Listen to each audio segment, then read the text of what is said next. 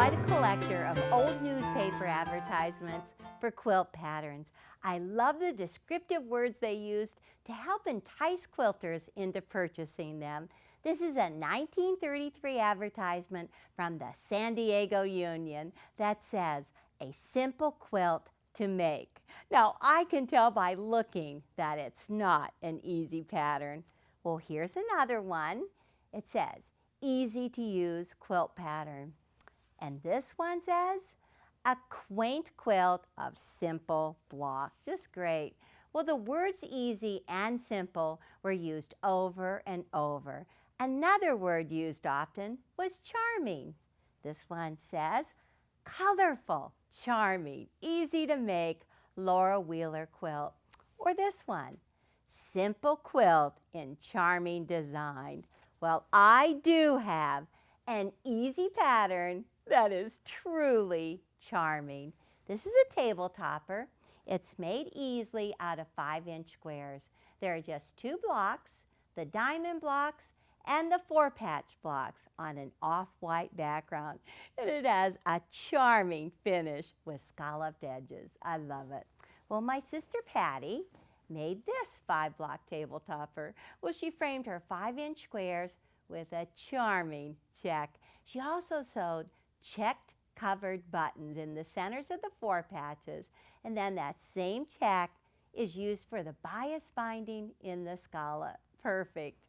Well, this lap robe was made with pastel 5-inch squares framed with a deeper turquoise fabric. She used the same turquoise for the framing border and bias binding on the scallop edge. Well, this is a favorite of mine, and favorite is another newspaper word.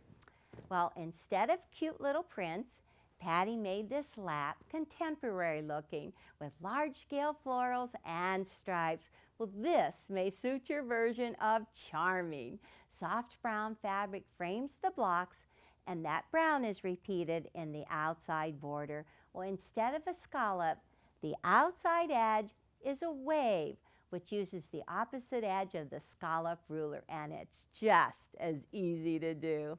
Well, you can also make quilts for the seasons, as this charming fall quilt. Teresa and I team sewed a short stack of 5-inch squares into this smaller quilt in just a morning. Well, the black fabric truly sets off the fall prints. And instead of a scallop, I did a straight outside edge. For winter, I selected squares in different values of red, green, gold, and black. It's perfect for Christmas. Well, I love the black large-scale print and the scallop border. It's time to start our charming quilts. Picking fabrics for this charming quilt is as easy as using your scrap basket. Just pick up a 5-inch charm square pack and you're on your way. You know, the designer has spent quite a bit of time selecting the prints, the values, the scales. So if you just use a charm pack, you know your quilt is going to be beautiful in the end. But if you can't find a charm pack you like, how about some pre-cut 10-inch squares? Just about as easy. So just divide up the pack. Oh my goodness, you don't want to take the whole stack. And work with a part of the stack at a time and cut it into 5-inch squares. You're actually going to get 4 from each one. So go 5 inches one way, turn your ruler around, cut 5 inches the other way. You've got a great stack. You're ready to go. Well, this is the block that we're doing today. This is the diamond block. The 5-inch charm square in the center, 1.5-inch accent strips around the outside, finished off with background triangles. Easy to do. We're going to start with strips. I think that's the best part, using strips. So just take your accent, which is 1.5 inches wide, and just put your stack of squares right beside it. Let's do it like this.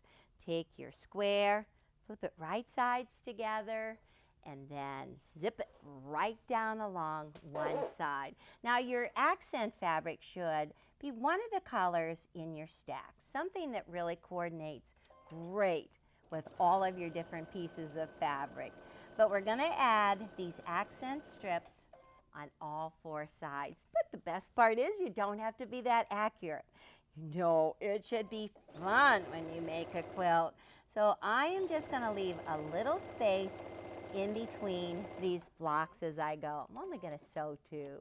But if you're gonna make a table topper, those little table toppers are so cute, you need to have a total of 21 of the 5-inch squares, only 5 for the diamond blocks. So let's just cut them apart. Turn them over and then put that strip back in again. I like to just drop my presser foot and put my needle down. My strip is in place. Turn these over and then assembly line sew a strip on the second side. Just keep on going. Now if you want to make a lap robe, cute, you need to have a total of 86 of the 5-inch squares, only 18 go into the diamond block. There's a lot to remember here, huh? So let's just stop right here, cut these apart, and I'll show you how to press them. See, I wasn't even that accurate. I think that's the fun part. You can just sit and wildly throw your strips all over, have a good time. Okay, drop your patch with your strips on top. Set the seam. I do prefer steam. Oh my gosh, love the steam. So open up and just press. The seam is now behind the strip. Okay, do all of them. I'm just going to pick up on one and take off and show you how to finish it. Well, since we weren't real careful at this point, now we better straighten it out. Take a ruler and line it up with the seam. Make sure you've got straight lines to work with. Whoops, better get it on the cutting mat. Having it on the cutting mat is always very useful. So just trim off those little ends that are on each side. Okay, let me line it up again. On this side, trim off those little ends. These, you can just take them, don't need them, get rid of them. Now, we've got strips on 2 sides. We've got to go ahead and finish it.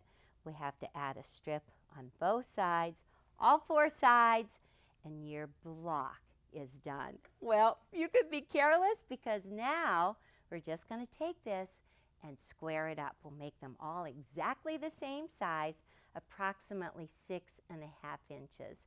So on your 9.5-inch square up ruler, find your 1-inch lines, 1 inch. And I'm going to line up 1 inch along here and 1 inch along here. I've got it completely framed. There's approximately 1/4 of an inch to trim off on 2 sides. Those are extra. Just get rid of those. You can pick up your mat, turn it around. You have 2 more sides. And now, when you put 1 inch here and here, you can see that the whole block is around 6.5 inches. This is looking good. Pretty easy. Too much fun. Now, to finish this block, we've got to add triangles. Well, they come from 6-inch squares. You need to have 2 squares per block. Now, I like to line up the diagonal line right on the outside edge so I know that I have great equal triangles. I don't know about you, but I am always getting these off just a little bit. I can never seem to get the triangles centered on the sides. So the way I like to do it is take my triangle, fold it in half, and then just put a little crease right here in the very center and repeat with the same with the square. Okay, just fold it in half, line it up, and put a little crease. So then when you actually sew that triangle on, you can match up those creases. You have equal tips hanging out on both sides. That's always good. Works best that way. So with the triangle on the bottom, it is on the bias. You don't want to stretch it out. And then you'll add on the opposite side. Well, I'm just like the cook. I've got one that already has those triangles sewn and pressed so that you just trim off the tips on one side, get rid of them, turn it around, line up your ruler, keep it square, keep it straight, trim off on the other side. That way those seams aren't going to get in the way when you finish adding on the last two sides. Ooh, that's looking good. We probably are going to have to square that one up too. And you're right. It's 9 inches square. So take your 9.5-inch square up ruler. It works absolutely the best. So half of 9 is 4.5. So put 4.5 there and 1/4 of an inch away. 4.5 here, 1/4 of an inch on those two sides. So when you use your square up ruler, you always put number 1 up in the right-hand corner. These are extra. Get rid of those. Don't even have to pick up your block. Swing it around. And once again, put 4.5, 4.5, and along the outside edge, it should say 9 inches. Perfect. And lots of fun to do. Very charming. Well, this is the diamond block. Let me show you how to do the 4-patch.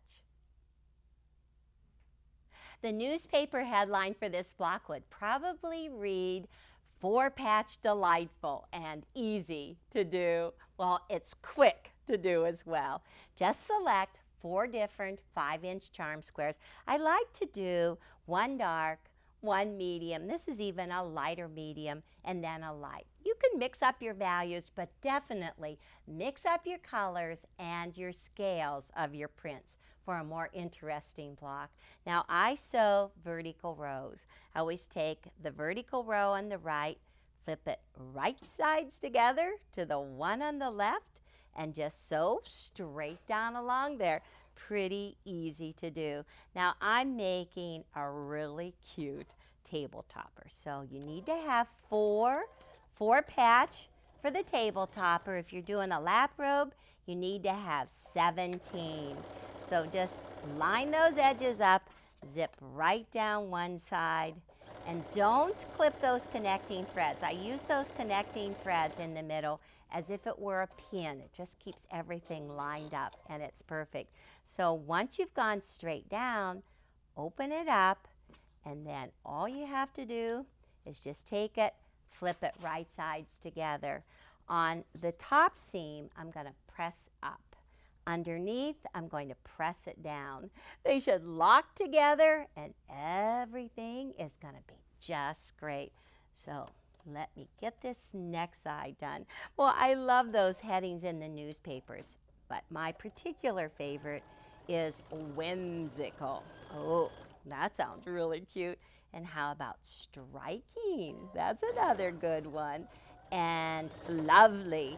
It seems that we don't use those words very much anymore, but they sure give you a pretty picture. Okay, now, right here in this center, where I have that connecting thread, I'm just going to take the tip of my scissors, cut that connecting thread. And now I can swirl the seams around the center. It's better that you open this very middle instead of pressing everything to one side.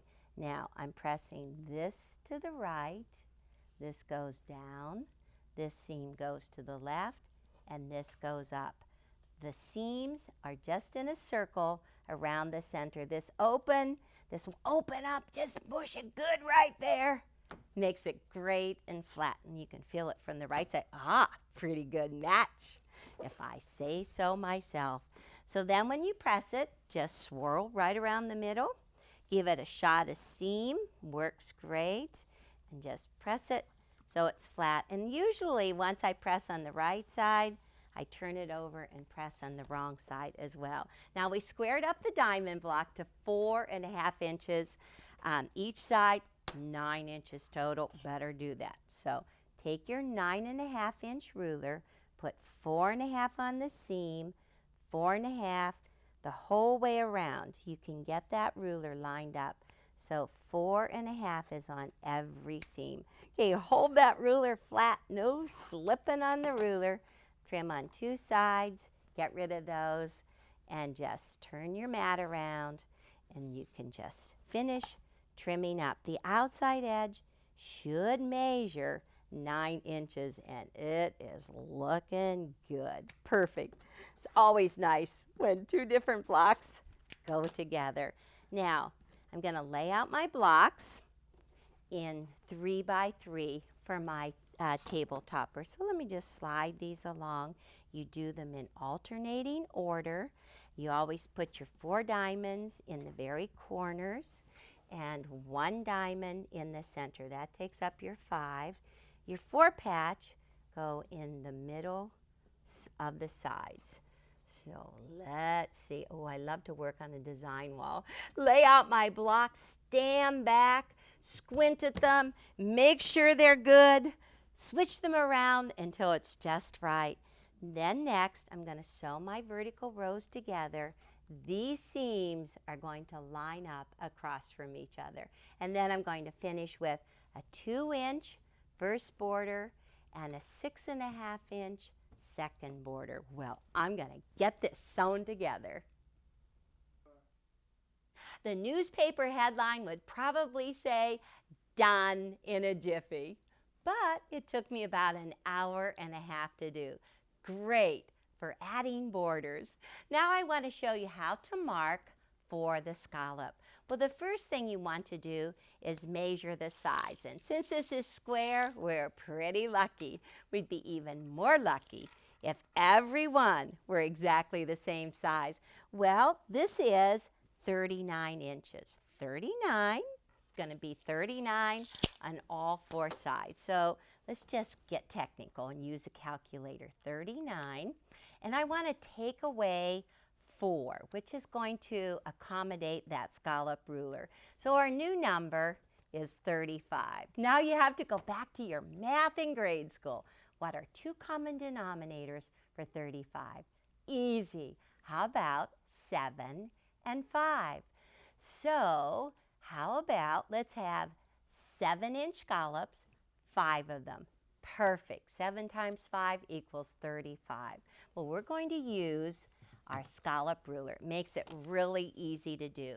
Now on this ruler, this is the end that you use for the scallop. On the second side up in the top, you can actually do some waves with it, but let's just concentrate on the scallop.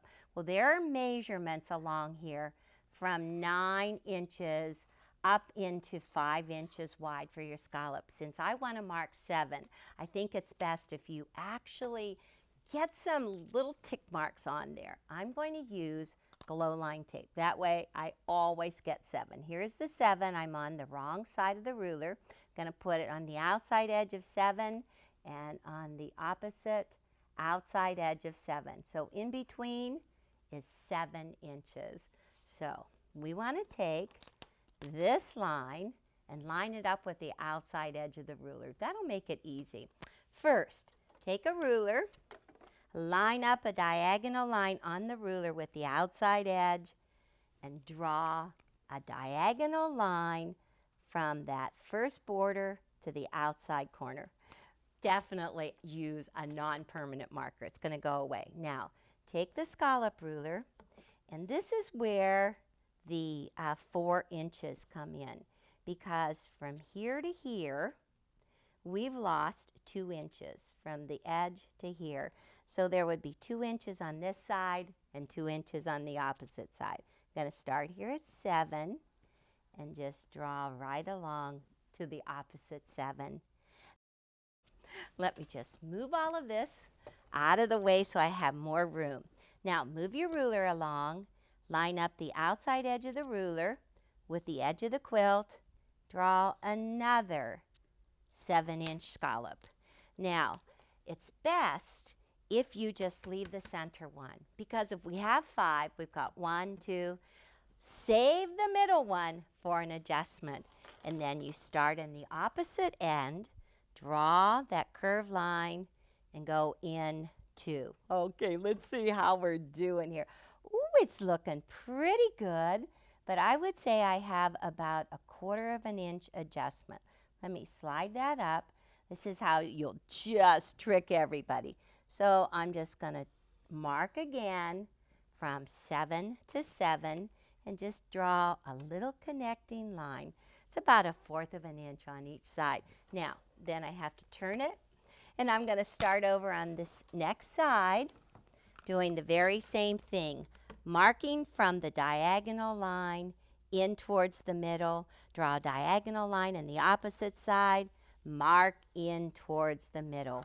And then once I've done all of my marking, I'm just going to go with my sewing machine and sew right on that marked scallop line. Oh my gosh, it is disappearing. You never know whenever it's going to just go away and you can't see it again. And then you're going to just take your quilt top, layer it with your batting and your backing, do your machine quilting. Well, Helen did this one, and she did really easy quilting. She just went through the blocks, straight rows, down through, straight across, and then she did diagonal lines. So she created an X right in the forepatch. To quilt the diamonds, she stitched in the ditch around the outside edge, did 1/4 of an inch on that 5-inch charm square, and look at the binding. It is a bias binding, and that's the last thing to do. Your quilt will be simply charming. To make your bias binding, start with a 16-inch wide salvage to salvage piece of fabric. Use your 6 by 24-inch ruler with a 45-degree line on it. I use this to keep it accurate. Now with this ruler, you have to take and turn your ruler upside down and place the 45-degree line across the bottom. Go right up into the opposite corner. Just do a straightening. You literally just cut off the corner. Now you can cut this into bias strips. They're going to be really short. If I were you, I'd use it for another project. So now the strips are cut at 2 1/4 inches wide. So measure over 2 1/4. Line up 2 1/4 the whole way down. Slide it down so I get it on the bottom. Perfect. This 45 really helps. Get it all lined up. All right. Now, you'll have plenty of bias strips if you just keep on cutting along there and cut up the whole piece. I usually just cut up the whole piece and have extra for another project. But let me just show you how these pieces go together. I always like to just take those bias strips and line up this straight line. Just butt those end to end like this. And once you have them lined up like that, then you can just flip and fold them right sides together. You always have that 1/4 of an inch at the top and the 1/4 of an inch at the bottom. Oh, this is the time I'd really have to hold my tongue just right, because when you open them up, you want them to go in a straight line. Let's see how we're doing. Now I'm going to find out how good I did. So you want to take it. Oh, looks great. Open that seam right here and then just go ahead and trim off those tips hanging on the outside. Perfect. Good straight line. And then you just press it so that the wrong side is in. Press it the whole length. Well, of course, I have one that's all ready to go. So let's just get this over here, get this quilt bound. Now you can see the stitching on the scallop line all along there. Take your sharp scissors and trim right up to that line as close as you can without cutting through the line. This is the really tricky part. And see, it just goes right around the corner. This is what makes that nice round edge. Trim the whole quilt and then start with this roll of binding that's been pressed. I always like to leave about 3 to 4 inches at the beginning, and I am going to use my 1/4 of an inch foot. Usually I do use my walking foot for putting on binding, but when you put down bias binding, you need to have a 1/4 of an inch seam. So just drop it down there and do not stretch your binding. Let's lengthen that stitch to about 3.0, 3.5. When you get right up here into this point, use your needle down raise your presser foot, pivot, and turn it around. And then just amazingly, this is all going to work in.